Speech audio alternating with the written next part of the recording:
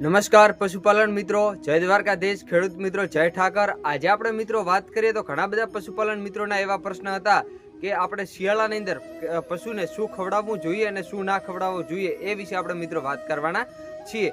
તો જે વસ્તુ મિત્રો આપણે શિયાળામાં ખવડાવવી જોઈએ એ વસ્તુ આપણા પશુને નથી ખવડાવતા તો પણ આપણા પશુનું દૂધ છે તે મિત્રો વધતું નથી, અને જે ના ખવડાવવાની વસ્તુ હોય જે આપણે ઉનાળાની અંદર ખવડાવતા હોય અને એને વસ્તુ જો શિયાળામાં ખવડાવવામાં આવે તો પણ આપણા પશુનું દૂધ છે તે મિત્રો ઘટી જતું હોય છે। તો આજે આપણે મિત્રો વિડીયોની અંદર માહિતી મેળવીશું કે આપણા પશુની અંદર શિયાળાની અંદર કઈ કઈ વસ્તુ ખવડાવવી જોઈએ અને કઈ કઈ વસ્તુ ના ખવડાવવી જોઈએ।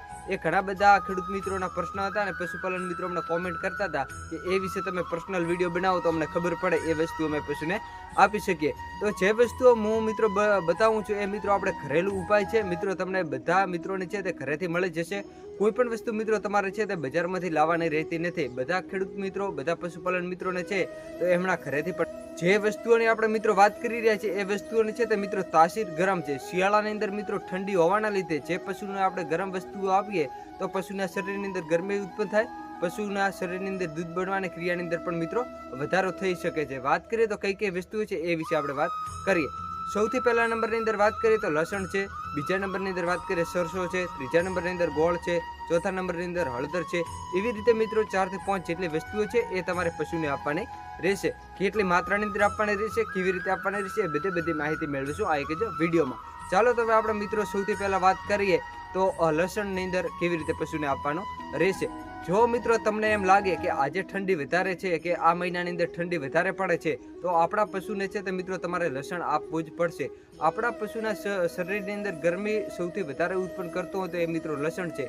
જે પશુને વધારે ઠંડી લાગતી હોય એ પશુને જો મિત્રો તમે લસણને ટુકડા કરી અથવા તો ભાગી અને ખાડીને જો તમે આપો તો એક મિત્રો રામબાણ ઉપાય માનવામાં આવે છે। જો મિત્રો વધારે ઠંડી હોય તો દરરોજ તમે છે તે મિત્રો 5 થી લઈને 10 કળી સુધી મિત્રો તમે દરરોજ પશુને આપી શકો છો। સવારમાં 5 કળી તો સાંજે 5 કળી એવી રીતે મિત્રો તમે આપી શકો છો। ભાગીને નાના નાના ટુકડા કરીને મિત્રો તમે આપી શકો છો। હવે બીજા નંબરની અંદર આપણે મિત્રો વાત કરીએ તો સરસો છે તે મિત્રો તમારા પશુને આપવું જોઈએ, જેના લીધે એની પણ મિત્રો તાસીર ગરમ છે। મિત્રો ગમે એ હોય તે સરસો ચાલે, કાળા સરસો હોય તો ચાલશે, ધોળા સરસો હશે તો ચાલશે, તારામીરા હોય તો પણ ચાલે કે રાઈ હોય તો પણ ચાલે, એ મિત્રો તમારે પશુને આપવું જોઈએ। એક મિત્રો તેલબિયા પાક છે જેના લીધે ફેટની અંદર વધારો કરે છે અને દૂધની અંદર પણ મિત્રો વધારો કરે છે અને તેની અંદર મિત્રો રહેલા તત્વો એ પશુને મળી રહે છે, જેના લીધે પશુને શરીરની અંદર ગરમી ઉત્પન્ન થાય છે। સરસીઓ છે તો મિત્રો ઘણા બધા પશુપાલન મિત્રો એવું કહેતા હતા કે અમે છે અમારા પશુને તે સરસો નથી આપતા પણ તેલ આપીએ છીએ। જો મિત્રો તમે સરસો આપો તો આપણા પશુના શરીરની અંદર તેલના કરતાં 100 ગણો વધારે મિત્રો લાભ આપણને જોવા મળે છે, કારણ કે તેની અંદર છે તે તેની ખલ મિત્રો રહી જાય છે અને તેનું તેલ હોય તો એ જ રહી જાય છે।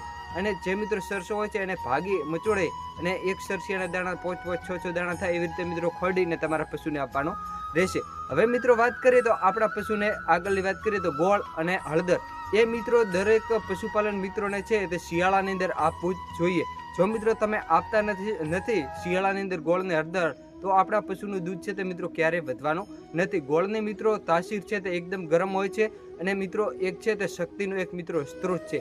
જેટલો જે પશુ આપણે વાત કરીએ તો જે મિત્રો રખડતું પશુ હોય અને જે ખોટે બાંધેલું પશુ હોય જેને તમે ગોળ આપો છો, જેને મિત્રો ટોપલો આપો છો તો એનું દૂધ મિત્રો વધારે છે ને દેખાવમાં પણ પશુ સારું હશે અને એના ફેર પણ સારા આવતા હશે। અને બીજું પશુ છે તે મિત્રો બહાર રખડતું હશે તો એની અંદર કોઈ સાર સંભાળ નહીં લેતું હોય, સાંજે દોવા માટે અને સવારમાં દોઈને બહાર ધગડે મૂકતા છે તો એ પશુના દૂધ એટલું મિત્રો છે મિત્રો પતળું હશે અને એના ફેટ પણ બરોબર આવતા નહીં હોય। એટલે મિત્રો તમારે ગોળ છે આપવો જોઈએ જે પશુના શરીરની અંદર ગરમી પેદા કરે છે। જે મિત્રો વાત કરીએ તો 100 થી 200 ગ્રામ દરરોજ મિત્રો તમે ગોળ આપી શકો છો અને હળદર છે તો મિત્રો દરરોજ તમે 25-25 ગ્રામ આપી શકો છો। જે મિત્રો ગાભણ પશુને છે તો મિત્રો તમારે લસણ આપવાનું રહેતું નથી અને હળદર છે એ મિત્રો 5 ગ્રામ સુધી મિત્રો તમે ગાભણ પશુને આપી શકો છો અને સરસિયા અને ગોળ છે એ મિત્રો તમે। એથી આગળ વાત કરીએ તો મિત્રો બાજરી જે આપણા પશુને મિત્રો આપણે દાણા મિશ્રણ આપીએ છીએ, જે આપણે મિત્રો પશુને ખોણનો ટોપલો કરીને આપીએ છીએ તેની અંદર મિત્રો દાણા મિશ્રણનો 30% ભાગ રહેલો હોય છે, જેની અંદર ઘણા બધા પશુપાલન મિત્રો ઘઉં આપતા હોય છે, ચોખા આપતા હોય છે, બાજરી આપતા હોય છે. તો શિયાળાની અંદર મિત્રો તમારા પશુને છે તે મિત્રો તમારે ફરજિયાતપણે બાજરી જ આપવાની રહેશે, કારણ કે બાજરીની છે તે મિત્રો આપણે વાત કરીએ તો મીઠા સોડા છે તે આપણે જે મિત્રો ખાવા માટે ઉપયોગ કરીએ છીએ એ પણ પશુને આપવા જોઈએ, જેના લીધે છે તે પાચન શક્તિની અંદર છે તે વધારો કરે છે. ગેસ જેવી સમસ્યા હોય એ પશુના શરીરની અંદરથી બહાર નીકાળે છે, તેની અંદર પાચન કરવાની શક્તિની અંદર વધારો, દૂધ કરવાની શક્તિની અંદર વધારો કરે છે. જે વાત કરીએ તો અઠવાડિયાની અંદર મિત્રો તમારે 2 વખત આપવાના રહેશે. 50-50 ગ્રામ સુધી મિત્રો તમે છે તે અઠવાડિયાની અંદર 2 વખત તમે પશુને આપી શકો છો. જો વધારે ઠંડુ હોય તો મિત્રો તમે દરરોજ પણ પશુને આપી શકો છો. તેનું છે તે લિમિટ 10-10 કે 15-15 ગ્રામ એટલે મિત્રો તમે રાખી શકો છો. હવે મિત્રો વાત કરીએ તો આગળની વસ્તુ ખાનેકા ચૂના. જે મિત્રો આપણે બુધાલાલની અંદર જે મિત્રો ચૂનાની ટ્યુબ વાપરીએ છીએ એ ટ્યુબ મિત્રો તમારે દરરોજ પશુને આપવાની રહેશે, જેના લીધે ચૂનાની અંદરથી પશુને કેલ્શિયમ મળી રહે છે.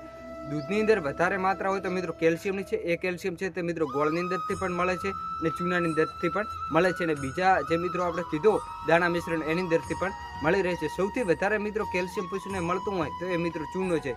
ચૂનાને જો મિત્રો તમે દરરોજ પશુને જો ચૂનો આપતા હો તો આપણા પશુને છે તે એક મિત્રો ખૂબ જ લાભદાયક તમે કામ કરી રહ્યા છે.